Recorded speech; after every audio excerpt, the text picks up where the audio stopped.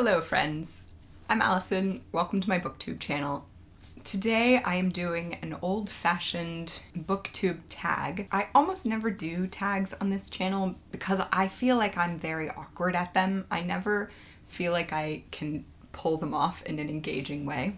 But I've recently changed the name of the channel and I thought doing a tag would be a good excuse to tag some of my other BookTube friends just to let them know that the name of the channel had changed. So here we go, we're gonna try it. This is the What Matters About Reading tag by Sophie. I don't remember if I said that already, but anyways, now you've heard it twice.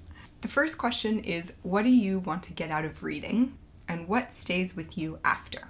I generally have two things that I'm looking for in a book, and not every book has to have both of them. One is entertainment. I want to enjoy the book while I'm reading it, and the other is an interesting perspective. For the book to make me think about things in a way that I've never thought about them before, or to really stay with me after I've finished reading. And then there are books that do both that I really, really love. I just read The Dutch House by Ann Patchett last year. That was, I think, my favorite book of the year. I also read When the Coffee Gets Cold. That was another 10 out of 10 book last year for me. And both of those really fell in the overlap of that Venn diagram, where they were such a pleasant reading experience. Getting to spend time with the characters and be in the settings was delightful. And also, they really stuck with me, and I have kept thinking about the issues that they were wrestling with and the perspectives they presented. So yeah, those are the two things that I'm really looking for. The second question is, what is reading with intention? And I find this to be a bit of a funny question because I don't think that there's really such thing as reading with intention as a singular concept. I would say I bring very different intentions to very different works. So recently I've been listening to a lot of Jane Austen audiobooks, and the intention that I come to those audiobooks with is one of relaxation and enjoyment and escapism. And on the other hand, I recently also read A Portrait of the Artist as a Young Man by James Joyce, and that book was really hard. It took me a really long time to get through it. It has like 20 pages of footnotes at the end of the book, and every paragraph has at least one footnote, so the entire time I was having to flip back and forth between, I guess they're not footnotes, they're endnotes, between the endnotes and the text. And so the intention that I came to with that was much more one of deep analysis and pulling things apart and getting to the innards. But there are also books that I come to with completely different intentions than either of those two. When I'm reading a nonfiction book, for instance, I'm probably not deeply parsing the language, but nor am I trying to escape into a fantasy. I may just be trying to learn something about a particular area where I feel like there's a gap in my understanding. Books of poetry, for instance, I might come to with the intention of an aesthetic, a particular aesthetic experience, and I might pull out a book of poetry and read one or two poems in the moment just to put myself in a different state of mind than the one I had been in previously. So I don't know that I think there's such a thing as reading with intention, but I like the idea of thinking about what are the intentions that I bring to a work in the experience of reading it. The third question is, what interests me about someone else's relationship to a book? I love to get book recommendations from friends who have similar taste to me, and so one thing I'm always interested in is what books my friends like and why they liked them, to try to get a sense of if it's a recommendation that I might want to read for myself. I also think someone's relationship to a book can tell you a lot about the person. I love finding out that someone has loved the same books that I have loved. There is this makeup and beauty YouTuber called Hannah Louise Poston that I really like and have followed for a while. And there were these two videos she made maybe a year or a couple of years apart. I think I watched them. I think I was sort of going through her back catalog of videos, so I watched them in relatively quick succession. But in one of them, it was her first time reading Gideon the Ninth by Tamsin Muir, which is one of my all-time favorite fantasy books. I love that book. The first time I read it, it completely swept me away. I think I read it 3 times through in succession. And she, in this video, was talking about how she had a very similar experience, how she had just loved this book. And then in a subsequent video, she was talking about how she had read the Scholomance series by Naomi Novik, and she said something along the lines of, I don't think I have really loved a book like this since reading Gideon the Ninth. And obviously, you know, within the confines of a sort of parasocial relationship, I just felt such an intense bond for that moment, because I was thinking, I haven't read a book that I loved as much as the Scholomance since I read Gideon the Ninth, and that just gave me such a, I don't know, such a sort of trust in her perspective on the world, even though obviously preferences about fiction are a sort of fluffy, insignificant perspective to have relative to all of the important things that there are to have perspectives on. But I think getting a sense of someone as a person from the way that they relate to books is always a really unique insight into, you know, friends, strangers, what have you. The fourth question is, how do I talk about books with others, and what do I want them to know about a book? I, rightly or wrongly, consider myself an excellent recommender of books. I'm not always very good at being able to recommend someone a book on the spot if someone just comes to me and says, oh, what should I read? But every once in a while, I will have a strong premonition that a particular person absolutely has to read this book.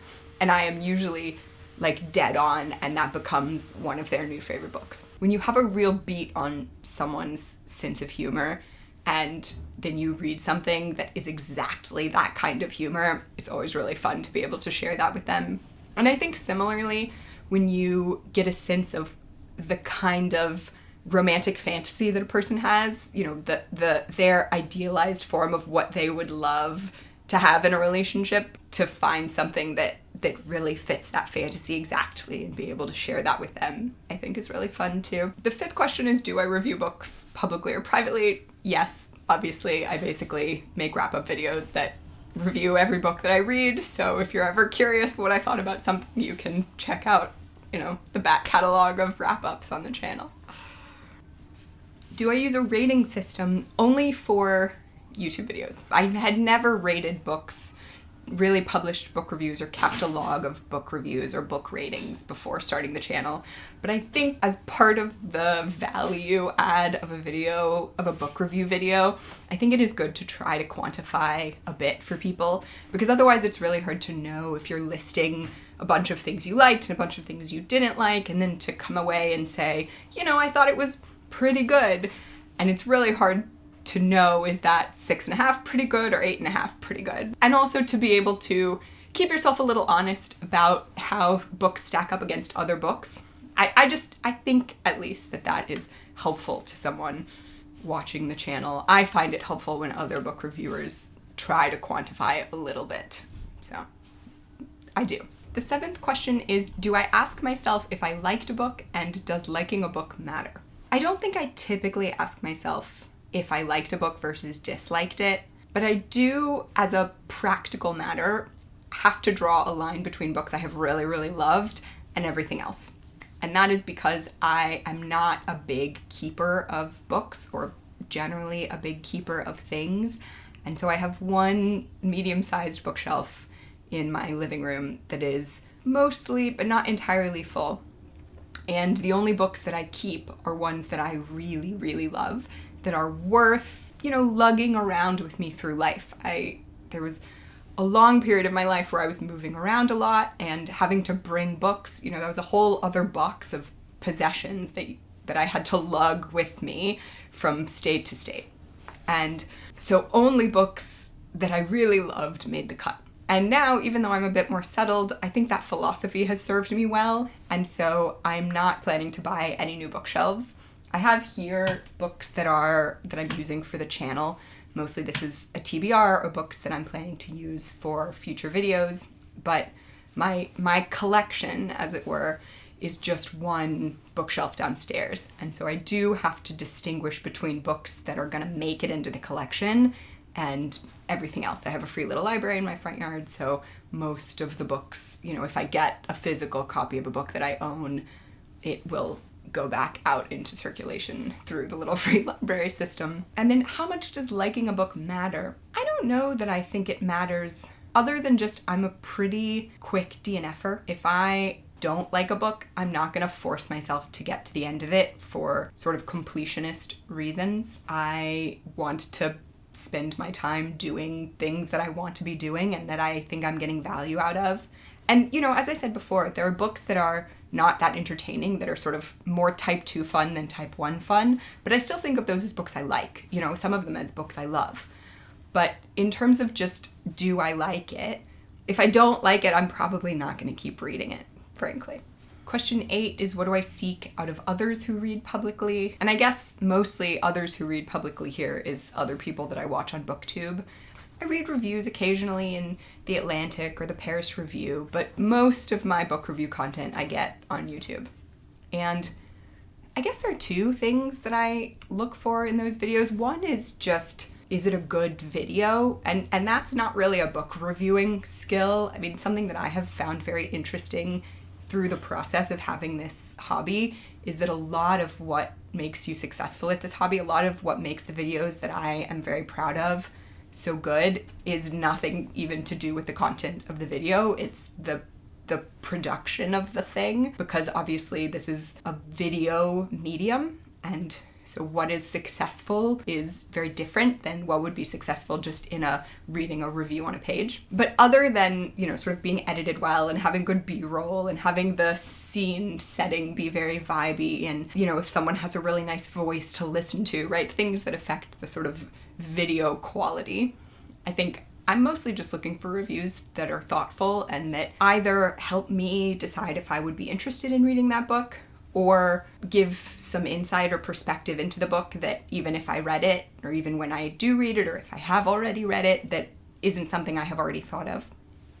As many people have said on here, it's not that helpful to me if someone just says they liked a book. I know as a book reviewer on here, it's very tempting because sometimes I don't have particularly intelligent thoughts about a book. Sometimes my feelings are just, it was boring and it kind of grossed me out. I didn't like it. And it can be very difficult when you read a book like that to come up with something thoughtful to say. But certainly, at least, I appreciate when people engaging with works for which there is a there are able to really tease it out and play with it and analyze it. And particularly if they bring outside experience and perspective to bear on their review. If someone has a background in media or psychology or science or what have you that they're able to bring to their reviews and get a perspective that's not mine, that's always really fun for me. Oh, okay, and the last question, actually I already answered too. It's who do you go to for those things? And mostly just the internet. I have a couple of friends that are big readers that I talk to about books, but most of my book review content I get either from like New York Book Review, Baffler, The Atlantic, or good old YouTube. So to end this video, I would like to tag a few other booktubers that I really like. I would like to tag books I'm not reading.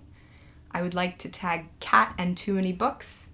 I would like to tag Amanda Should Be Reading, and Lily's Library, and Suey's Book Banter. I hope that you enjoyed this video. If you'd like to hear more from me, please consider subscribing. And thank you so much for spending some of your one wild and precious life with me watching this video.